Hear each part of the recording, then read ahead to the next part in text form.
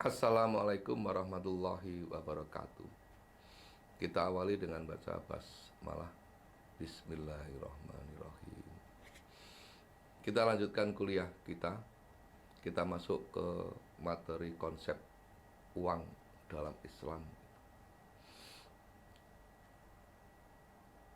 Uang sebagaimana yang kita pahami selama ini itu punya pengertian adalah segala sesuatu yang digunakan manusia sebagai standar nilai harga, media transaksi pertukaran, dan media simpanan. Dari pengertian ini, maka kemudian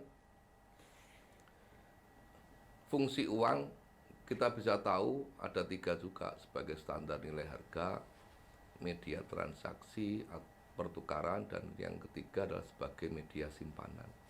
Nah, pengertian ini adalah pengertian yang kita pahami selama ini. Nah, ternyata Islam punya pengertian sendiri.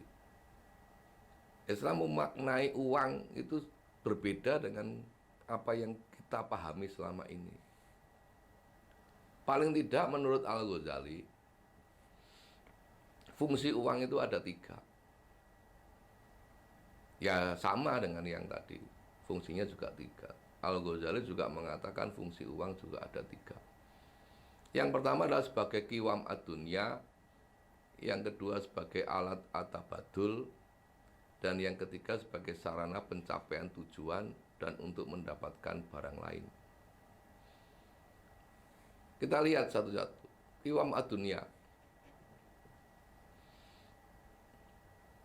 Yang dimaksud dengan qiwam ad-dunya itu mengatakan bahwa uang merupakan alat yang dapat digunakan untuk menilai barang sekaligus membandingkan dengan barang lain.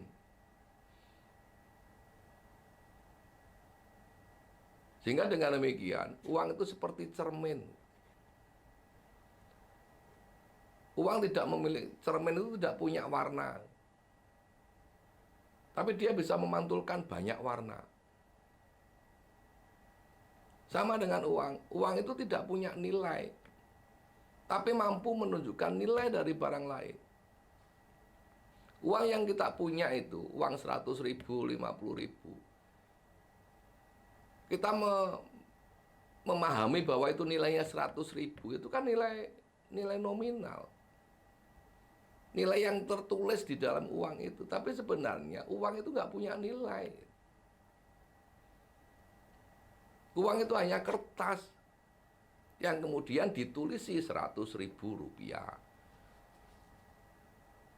Nah, kertas itu sendiri kan nggak ada nilainya, kan nggak ada 100 ribu. Maka dikatakan uang itu tidak punya nilai sebenarnya. Tapi dia mampu menunjukkan nilai dari barang lain. Nah, jadi dengan demikian dikatakan, Al-Ghazali mengatakan uang itu seperti hakim yang adil. Uang tidak mungkin menipu gitu. Kalau barang itu nilainya 100 ribu, ya hanya bisa ditukar dengan uang 100 ribu. Dan seterusnya. Kemudian yang kedua adalah alat atabadul atau muawidah. Uang merupakan sarana pertukaran barang dengan dalam suatu transaksi sebagai medium of exchange. Jadi dengan uang itu kita bisa membeli barang lain. Dengan uang kita bisa mempunyai barang yang kita inginkan. Jadi uang itu sebagai alat tukar. Jadi kalau konsepnya itu adalah uang membeli barang, bukan barang membeli uang.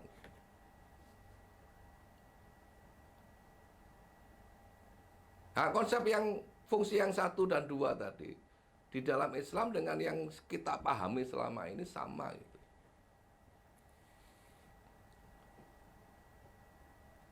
Yang membedakan adalah yang ketiga. Fungsi uang yang ketiga menurut konsep yang kita pahami selama ini bahwa uang itu sebagai media simpanan. Sementara Islam itu tidak mengenal uang sebagai media simpanan. Uang itu tidak bisa disimpan. Karena di dalam Islam itu yang namanya uang itu. Ini. Di dalam Islam uang itu adalah flow konsep. Dan yang namanya uang itu adalah public goods. Uang dikatakan flow konsep itu artinya uang itu harus selalu mengalir di masyarakat. Dia tidak boleh berhenti. Dia selalu bergerak. Dari orang yang satu ke orang yang lain, dari masyarakat satu kepada masyarakat terus gitu. Maka begitu uang itu disimpan, maka fungsi uang sebagai flow konsep itu, makna uang sebagai flow konsep tidak bisa terpenuhi. Itu akan menyalahi konsep uang sebagai flow konsep. Dia akan berhenti pada satu titik. Padahal uang itu flow konsep, selalu bergerak. Dan uang itu adalah public goods. Dia harus selalu berada di masyarakat. Dan melihat ini maka uang bukan sebagai media simpanan. Begitu dia menjadi media simpanan, uang itu disimpan, maka uang itu berhenti. Dan itu menyalahi konsep uang dalam Islam. Maka kalau kemudian saudara lihat di bank syariah itu, nggak ada yang namanya, harusnya tidak ada yang namanya tabungan.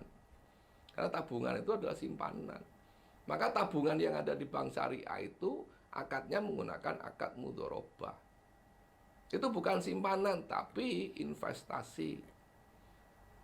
Jadi saya sebagai orang yang punya duit, berinvestasi kepada bank. Saya menginvestasikan duit saya pada bank. Bukan nyimpan duit di bank, tapi menginvestasikan duit saya kepada bank. Sehingga bank kemudian dengan itu dia bisa mengelola duit itu untuk digunakan melakukan kegiatan bisnis bank. Nah, dari investasi itu maka kemudian saya akan dapat bagi hasil. Bukan bunga tapi bagi hasil. Bank mengusahakan duit saya, kemudian setelah itu dia dapat untung. Karena bank dapat untung, maka kemudian bank harus membagi keuntungan itu kepada saya. Maka dikatakan bagi hasil. Nah, bagi hasilnya berapa? Misalnya 10% ya, 10% itu dari keuntungan, dari hasil yang diterima bank. Bukan 10% dari pokok. Nah, kembali pada tadi. Dengan demikian maka uang itu adalah uang. Konsep di dalam Islam itu uang adalah uang. Uang bukan kapital. Uang itu beda dengan modal. Kalau modal itu stok konsep. Uang bukan kapital dan uang bukan alat komoditas. Jadi uang itu tidak bisa digunakan untuk mencari keuntungan.